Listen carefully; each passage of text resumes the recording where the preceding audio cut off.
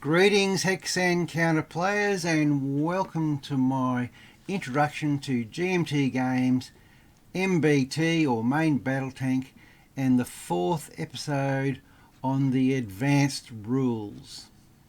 In this episode we're going to be having a look at artillery and fixed wing aircraft. Indirect fire is described in 6.5.1 of the advanced manual, and we're going to work our way through the example on page 23. So there are some terms there on the right you'll need to become aware of. A Soviet Forward Observer Section, seasoned unit grade, is attempting to call fire from both an off-map organic heavy artillery battery and an attached off-map light artillery battery. The FO has a spotted target, a US Mech Infantry Squad, data card UM8A, located in a woods hex at a range of 12 hexes. It is marked with a spot fire counter, having fired its Dragon AT-GM last turn. An unspotted US M2A1 Bradley is located in an adjacent woods hex. No spotted Soviet units are within 5 hexes of the target point, so danger close is not a possibility. The US is the first player. The Soviet FO is marked with an Overwatch command. The Mech Infantry Squad has a fire command, while the Bradley has a move command. Even though the Soviets are the second player, indirect fire is resolved in the indirect fire step of the combat phase, which precedes the direct fire step. Therefore, the Soviets resolve their indirect fire first.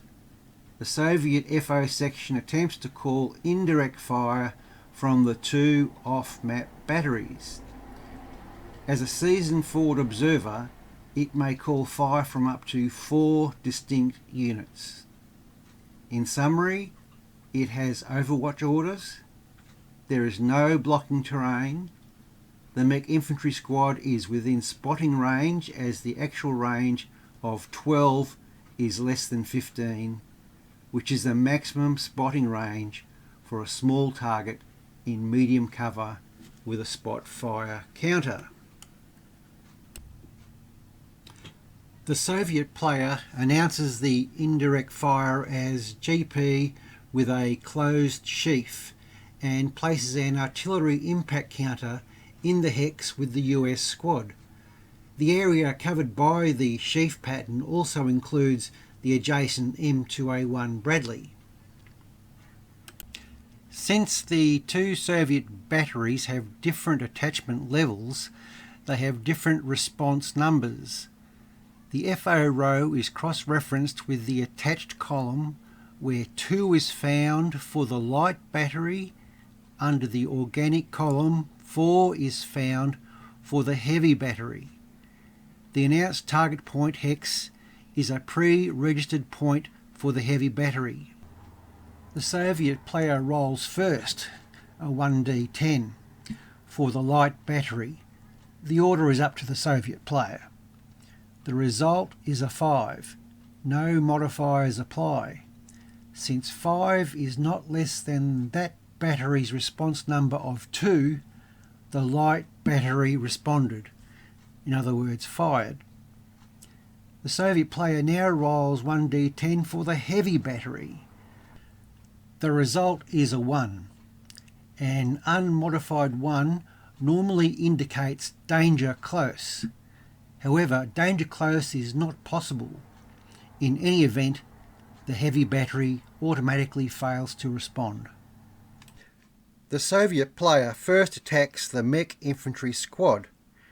At a range of 12 hexes, measured from the FO section, for the GP ammo type, the GP factor is 7, data card SM7A. The GP range factor is S. The Mech Infantry Squad's GP defence is 6S. It is located in medium cover. The GP fire modifiers are now checked for any effect. The net modifier is 0. The 7 GP factor column on the GP combat table is cross-referenced with the GP defence of 6. The two numbers found are 49 for the N effect and 80 for the S effect. The Soviet player rolls 100. The result is 59. So the net roll is 59. Since 59 is greater than 49, but not greater than 80, the combat is a suppressed result. The US squad is marked with a suppression on counter. The Soviet player now attacks the M2A1 Bradley. The range is still measured to the target point hex, even though the Bradley is located in a different hex. Its GP defence is 3A. The GP fire modifiers are now checked for any effect. The net modifier is -40 as a result of the following modifiers. Target vehicle moving, -20. Target A-type vehicle, -20. Note that cover for the woods terrain does not apply to indirect fire. The 7 GP factor column on the GP combat table is cross-referenced with the GP defence of 3. The two numbers found are 35 for the N effect and 66 for the S effect. Note that with the -40 modifier, it is not possible to achieve an effective result. The Soviet player rolls 100. The result is 92, so the net roll is 52. 92 minus 40. Since 52 is greater than 35, but not greater than 66, the M2 Bradley is suppressed. It is marked with a suppression on counter. So that's it, a pretty good example there of indirect fire, and I'm sure you'll be starting to see a pattern regarding GP combat. Artillery in the game is far more detailed than what I've presented here, but basically it is all just variation on a theme. But I think at this stage the most important thing is to get the mechanics organised so that you can incorporate indirect fire in your play, and then as you get more confident with that, you want to then go back to the manual and look how you can expand this very interesting part of the game into your gameplay. But as I say, getting the pieces on the board, conducting the missions is really the important first step. Now we're going to move on to the fixed wing aircraft in the game. NATO having the F-16C and the A-10A, and the Soviets the Su-25 Frogfoot and the MiG-27K Flogger J. This is discussed in Chapter 6.7 of the Advanced Manual. I'm sure you've noticed by now that there are 2 air phases in each turn. An aircraft can only attack once per turn, but in either phase. Once an aircraft appears, it has 5 turns over the battlefield, unless it fits a drop tank, and then it has a further 3 turns for a total of 8. Fixed wing aircraft have 2 speeds, fast and slow, and 3 heights, low, medium and high. The F-16 in its clean configuration has a 20mm M61 Vulcan Gatling cannon that it uses for strafing. LD is the load factor and indicates how many weapons can be attached to the aircraft. How many and what type are entirely up to the player. The only limitation is that there are 6 pylons or 6 options to load. Alt is the altitude where the weapon can be employed.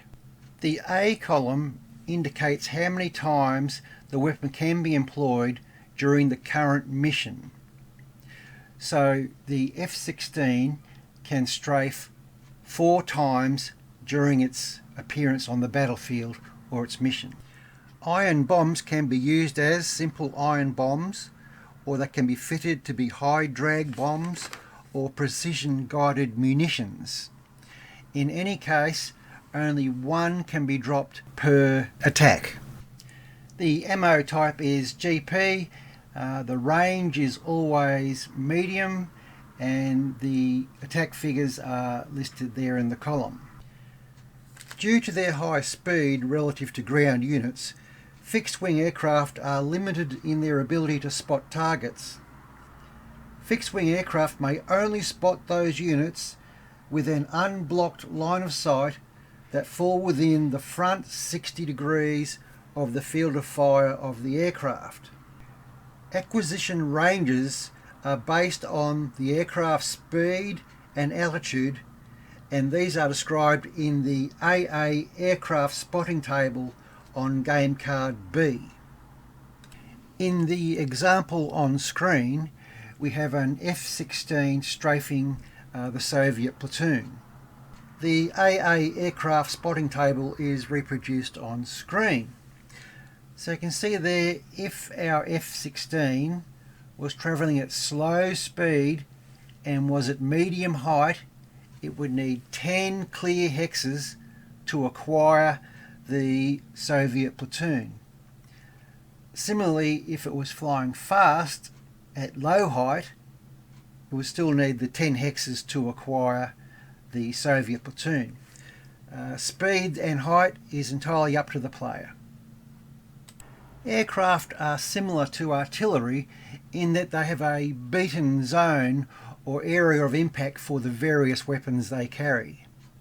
In the example of strafing, at slow speed it strikes the next hex plus the following 2, or if going fast it strikes the next hex and the following 4. So all units that fall within the strike zone or beaten zone are attacked individually. In our example strafing attack, the F-16 fire factor is 8, the range is medium, and the squad's GP defence is 2. The F-16 is travelling at slow speed at medium height. So we check the aircraft combat modifiers. Fixed wing attack at medium altitude, the modifier is +10. We then resolve the attack using the GP method that we've been talking about during the entirety of this video. So that should be no problems for you at this stage. So one of the main things to remember about aircraft is, like artillery, each ordnance type has its own beaten zone or impact area. Another interesting factor with aircraft or anti-aircraft fire is the acquisition factor. So make sure you're aware that you need to have those 10 clear hexes or whatever's indicated on the aircraft AA table. Let's have a look at a couple of examples to get some of these concepts under our belt. So the Soviet player has placed the frogfoot in this location, and he's probably did that to show that he can acquire the US unit that the white line is pointing towards. So if the frogfoot was going fast, it can only travel on this row, it cannot turn. So can the frogfoot spot and acquire the American unit? So some thinking music. Yes, it can spot and acquire the vehicle on the road. Could it fire a rocket at that unit? No, because rockets can only be fired along the path of flight of the aircraft. So our frogfoot's not looking too good here, travelling at fast speed. So what if the frogfoot was travelling at slow speed? If the frog foot was travelling at slow speed, it could make one 60-degree turn and attack the US unit. But then it has to continue on that line till it exits the map. Our frog foot is having a busy day. For the purpose of the example, we're going to presume that it has acquired these US infantry units. So Unit 52 is adjacent to a Woods hex, but for the purpose of line of sight, he's on the wrong side of the Woods hex. So the frog foot at low altitude could strafe Unit 52, an ATGM unit. So what about 54, the man-pad unit in the woods? Well, aircraft cannot spot infantry units in the woods, so they're safe. So 59, a command section is adjacent to the woods hex.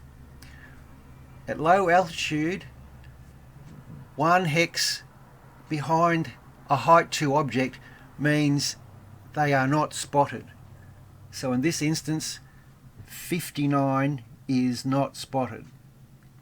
The next unit is 29.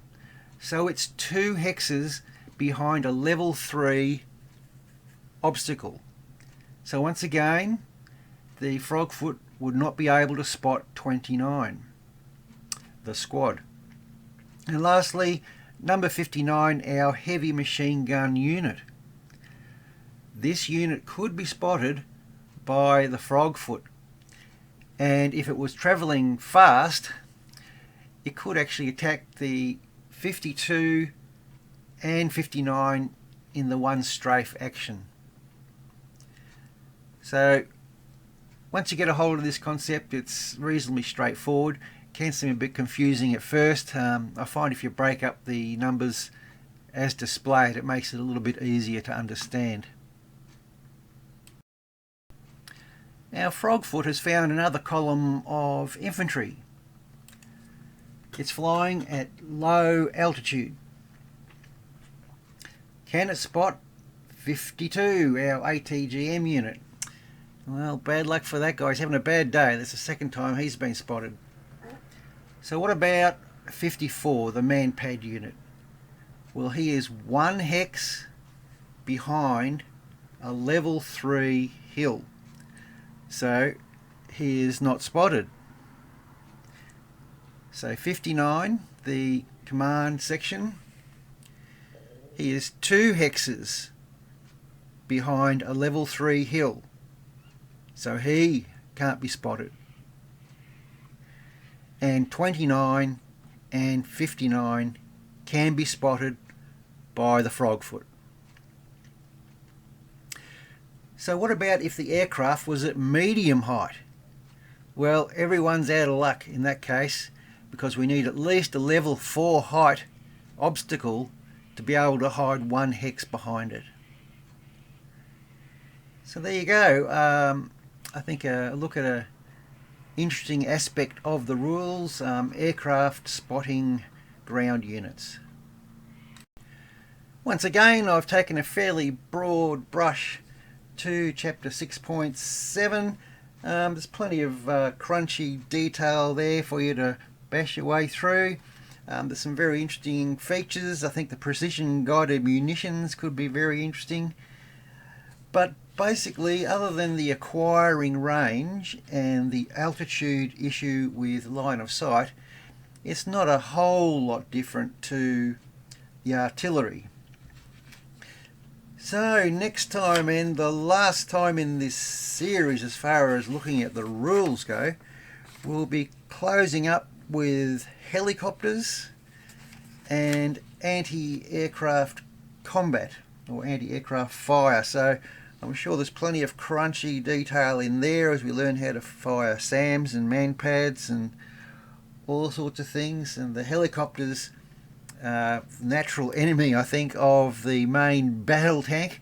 So the days of the main battle tank roaming freely over clear hexes might be coming to a close. But we'll see after I crunch my way through the tail end of 6.7, then 6.8. So I look forward to seeing you then. Enjoy your gaming. Bye.